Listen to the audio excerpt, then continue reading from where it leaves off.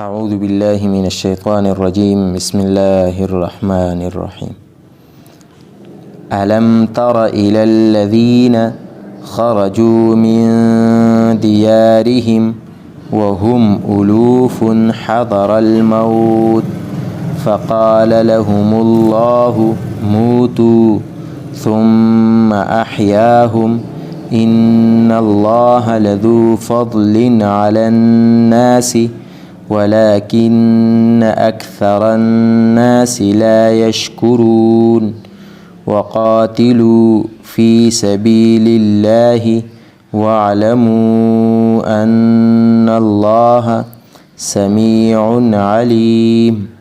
من ذا الذي يقرض الله قرضا حسنا فيضاعفه له أضعافا كثيرة والله يقبض ويبسط وإليه ترجعون.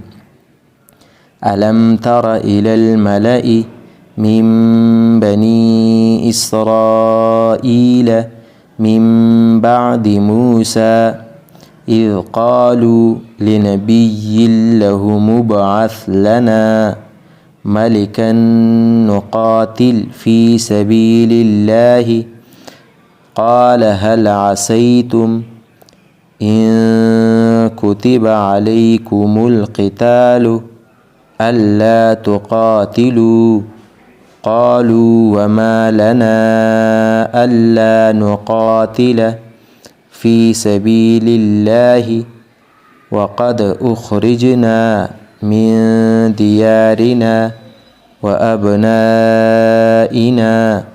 فلما كتب عليهم القتال تولوا إلا قليلا منهم والله عليم بالظالمين.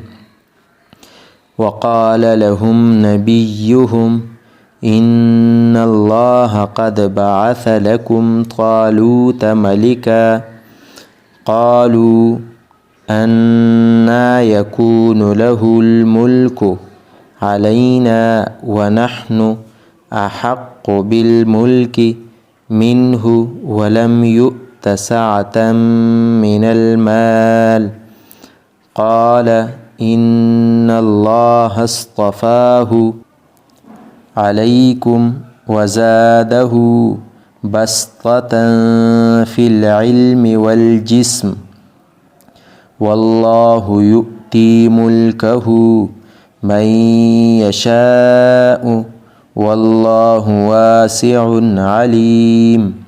وقال لهم نبيهم إن آية ملكه أن يأتيكم التابوت فيه سكينة من ربكم وبقية مما ترك آل موسى وآل هارون تحمله الملائكة إن في ذلك لآية لكم إن كنتم مؤمنين.